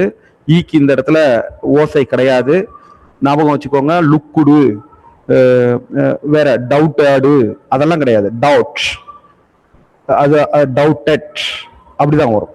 இந்த குடுகுடு சவுண்டெல்லாம் ஆங்கிலத்தில் இல்லை. இது லுக்குட். லுக்குட் அப்படிங்கிறது ஒரே சவுண்டு தான். அப்போ an looked like a clown, 5 syllable வருது. திருப்பி ஆப்வியஸ்லி இதையும் நம்ம என்றோம். ஷீ நியூ, ஷீ வுட், ந வ கோ ஃபார், 9 சிலபிள் வருது. ஓகே, லைம்ரிக் போயம் என்னங்கிறதுல நம்ம கிளியர் ஆயிட்டோம்னு நம்புறேன். இப்போ ஒரு டெம்ப்ளேட் கொடுத்துருக்காங்க, உங்களை ஒரு போயம் எழுத சொல்லியிருக்காங்க. முடிஞ்சா எழுதி பாருங்க. ஆனா வீணடிக்காதீங்க, நேரத்தை வீணடிக்காதீங்க, இதை ட்ரை பண்ணாதீங்க. டெட்டு முடிச்சுட்டு நேரம் இருந்தா உட்காந்து எழுதி பாருங்க. இப்போ ஃபார்மல், இன்ஃபார்மல் சுச்சுவேஷன் கொடுத்துருக்காங்க. நம்ம ஒரு மீட்டிங்ல இருக்கோம் அப்படின்னா அது சுச்சுவேஷனும் ஃபார்மல் தான், கன்வர்சேஷனும் ஃபார்மல் தான். அதே ஹெட்மாஸ்டரோட இருக்கும் அப்படின்னா சுச்சுவேஷனும் ஃபார்மல் தான், கன்வர்சேஷனும் ஃபார்மல் தான். பேரண்ட்ஸோட இருக்கும் அப்படின்னா அது இன்ஃபார்மல், கன்வர்சேஷன் இன்ஃபார்மல். இதை நம்ம நினைவில் வச்சுக்கிறோம். இந்த போயம் நம்ம ஏற்கனவே பார்த்துட்டோம். ஸ்பீக் ஜென்ட்லி, யார் யார்கிட்ட? குழந்தைகள்கிட்ட, இளைஞர்கள்ட்ட, ஏழைகளிடம், தவறு செய்பவரிடம், உழைப்பாளர்களிடம் நாம எப்பயுமே மென்மையாக பேசுவோம். இதுதான் இந்த ஸ்பீக் ஜென்ட்லி அப்படிங்கிற யுவர் ஸ்பேஸ் அப்படிங்கிற ஒரு போயத்தினுடைய அர்த்தம். இதை நம்ம ஏற்கனவே நம்ம பார்த்துருக்கோம். Speak gently, it is better for rule by love than fear. இது நம்ம வந்து பொயட்டிக் டிவைஸ்லயே இது முழுமையாக நம்ம பார்த்துட்டோம். யார் யார்கிட்ட அப்படி அன்பா பேசணும் அப்படிங்கிறது கொடுத்துருக்காங்க. லிட்டில் சைல்டு, குழந்தைகளிடம் அன்பா பேசுங்க. யங், இளைஞர்களிடம் அன்பா பேசுங்க. ஏஜ்டு ஒன், முதியவர்களிடம் அன்பா பேசுங்க. புவர், ஏழைகளிடம் அன்பா பேசுங்க. டு த எர்ரிங், எர்ரிங்னா தவறு இழைப்பவர்கள், அவர்கள்ட்ட நீங்க அன்பா பேசுங்க. அடுத்தது உழைப்பாளர்களிடம் அன்பா பேசுங்க. அப்போ இந்த அன்பு தான் உங்களுக்கு என்ன தரும்? இது முத ஸ்டான்ஸாவிலேயே கொடுத்துருப்பாங்க. இதுதான் வந்து ஒரு நல்ல விஷயமாக இருக்கும். மென்மையாக பேசுவோம், கடினமான வார்த்தைகளை, சப்தமான தொனியை நாம பயன்படுத்தக்கூடாது அப்படிங்கிறத இந்த போயத்தோட விஷயம். இதை எழுதினது டேவிட் பேட்ஸ். நம்ம ஏற்கனவே சொல்லியிருக்கோம். இந்த கிளாஸரி பார்த்துக்கோங்க, இந்த பிடிஎஃப் ஷேர் பண்றோம். ஓகே, அடுத்தது வந்து அந்த ரைமிங் ஸ்கீம் கொடுத்துருக்காங்க. நம்ம மீண்டும் ஒரு முறை, புதிதாக இன்று பலர் இணைந்திருக்கலாம், அவர்களுக்காக ஒரு முறை இதை நான் சொல்றேன். மற்றவங்களும் இதை பார்த்துக்கோங்க. ஜஸ்ட் எவ்வளவு கேட்டாலும் அது நல்லது தானே. ஒரு ரைமிங் ஸ்கீம் அப்படின்னா என்னன்னா, ஒரு போயத்தை பொறுத்தவரையிலையும் அதுல வந்து நம்ம ப்ரோஸை பொறுத்தவரையிலையும் பேராகிராஃப் அப்படின்னு சொல்லுவோம், பாரா அப்படின்னு சொல்லுவோம். போயத்தை பொறுத்தவரையிலையும் ஸ்டான்ஸா. ரைமிங் ஸ்கீம் என்பது ஒரு ஸ்டான்ஸாவுக்கு உரியது, ஒரு பத்தி, அந்த பத்திக்கு உரியது தான் அந்த ரைமிங் ஸ்கீம். அப்போ எத்தனை வரி இருக்கும்? 3 வரி இருக்கலாம், 4 வரி இருக்கலாம், 5 வரி இருக்கலாம். இந்த 5 வரைக்கும் சேர்ந்து தான் நம்ம ரைமிங் ஸ்கீம் கொடுக்கணும். ரைமிங் ஸ்கீம்ங்கிறது எதுக்கானது? ஒவ்வொரு வரியினுடைய கடைசி வார்த்தை சைல்டு, கெயின், மைல்டு, ரிமைன். அப்போ ஒவ்வொரு வரியிலையும் நம்ம சின்ன பிள்ளை மாதிரி கூட நம்ம பண்ணுவோம். கஷ்டமா இருக்கு சார், இதெல்லாம் நான் ஜஸ்ட் லைக் தூசி மாதிரி நான் பார்த்த உடனே போட்டுருவேன். வேண்டாம், அவ்வளோ அலட்சியம்லாம் வேண்டாம். ஏன்னா ஒரு மதிப்பெண், டெட்டில் ஒரு மதிப்பெண்கிறது ரொம்ப பல பேருக்கு தெரிஞ்சிருக்கும். ஏற்கனவே இங்கே ஒரு சகோதரி சொல்லியிருக்காங்க. ஒரு மதிப்பெண்கிறது அவ்வளோ முக்கியமான விஷயம். நம்முடைய கிட்டத்தட்ட ஒரு 4 மாத உழைப்பை அந்த ஒரு மதிப்பெண் கெடுத்துட்டு போயிடும். ஸோ ஒவ்வொரு மதிப்பெண்ணும் முக்கியம். அப்போ நம்ம ஒரு சின்ன பிள்ளை மாதிரியே அந்த கடைசி வார்த்தைகளை அண்டர்லைன் பண்ணுவோம். சைல்டு அண்டர்லைன் பண்ணுங்க, முதல் வரியினுடைய கடைசி வார்த்தை. அப்போ அதற்கு எப்போதுமே ஏங்கிற ரைமிங் ஸ்கீம்ல ஏன்னு கொடுத்துருங்க. இப்ப 2வது வரியினுடைய கடைசி வார்த்தை கெயின். இது சைல்டு கூட ரைம் ஆகல, சைல்டு கூட ரைம் ஆகல. அப்போ இதுக்கு என்ன பண்ணுவோம்? சைல்டுக்கு ஏ, அது கூட இது ரைம் ஆகல, அப்போ பி. திருப்பி 3வது வரியினுடைய கடைசி வார்த்தையை பார்க்கிறோம், மைல்டு. இது ஏற்கனவே உள்ள வரிகளோட உச்சரிப்போட ரைம் ஆகுதான்னு பார்க்கிறோம். முதல் வரியினுடைய இறுதி வார்த்தை சைல்டு, மைல்டு ரைம் ஆகுது. அப்போ இந்த சைல்டுக்கு என்ன எழுத்து கொடுத்தோம்? ஏ கொடுத்தோம். அந்த ஏவவே திருப்பி கொடுக்குறோம். அடுத்தது ரிமைன். ரிமைன்கிற வார்த்தையை பார்க்கிறோம், அதனுடைய இறுதி ஓசை. எப்பயுமே ரைமிங் ஸ்கீம்ங்கிறது ஒரு வரியினுடைய இறுதி வார்த்தையினுடைய இறுதி ஓசை, இதான் ரைமிங். இதை நம்ம ஞாபகம் வச்சுக்கிறோம். இப்போ 3 வரிக்கு பார்த்துட்டோம், ஏ பி ஏ வந்துருச்சு. கடைசி வரியினுடைய கடைசி வார்த்தை ரிமைன், அதனுடைய கடைசி ஓசை எயின் அப்படிங்கிறத நம்ம ஞாபகம் வச்சுக்கிறோம். சைல்டோட அது ஒத்து போகல, பட் கெயினோட அது ஒத்து போகுது. கெயின், ரிமைன் ரெண்டுமே ரைமிங் ஆகுது. அப்போ கெயினுக்கு கொடுத்து அதே பியை கொடுத்துக்கிறோம். இதனுடைய ரைமிங் ஸ்கீம் ஏபி ஏபி. அப்போ ஏபி ஏபி அப்படின்னு ஞாபகம் வச்சுக்கிறோம். இந்த திருப்பி நம்ம இங்க கொடுத்துருக்கோம் 2. For, fear, map, here. For, fear, மா, ஹியர். இந்த கடைசியில் உள்ள ஆருக்கு உச்சரிப்பு இல்லை, அதை ஞாபகம் வச்சுக்கிறோம். ஃபா, ஃபியர், மா, ஹியர். ஆப்வியஸ்லி முதல் ஏ, 2வது வரியினுடைய இறுதி வார்த்தை முதலுடைய அதனுடைய ரைமிங் ஆகல பி. 3வது வரியினுடைய இறுதி வார்த்தை முதல் வரியினுடைய இறுதி வார்த்தையோட ரைம் ஆகுது, ஃபா மா, அப்போ அதுக்கு கொடுத்த ஏவவே திருப்பி கொடுத்துக்கிறோம். 4வது விருதியினுடைய இறுதி வார்த்தை ஹியர், அது 2வது விருதியினுடைய இறுதி வார்த்தை ஏற்கனவே கொடுத்ததுல நம்ம பார்க்கிறோம். சப்போஸ் இந்த இடத்துல வந்து டீம்னு வந்திருக்கு, இந்த ஹியர்ங்கிற இடத்துல டீம்னு வந்திருக்கு, அப்ப என்ன பண்ணுவோம், இது ஏயோட ரைம் ஆகல, அப்ப ஏ கிடையாது. ஃபியரோட ஃபியர் அதோட ரைம் ஆகல, அப்ப பி கிடையாது. ஆப்வியஸ்லி மாவோடையும் ரைமிங் ஆகல, அப்போ திருப்பி ஏயும் கிடையாது. அப்ப டீம்ங்கிற ஒரு வார்த்தை இருந்தால் அது சி. இந்த ஏ பி கொடுத்துட்டதுனால புதுசா கொடுக்க போற வார்த்தைக்கு சின்னு நம்ம கொடுப்போம். ஞாபகம் வச்சுக்கிறோம்.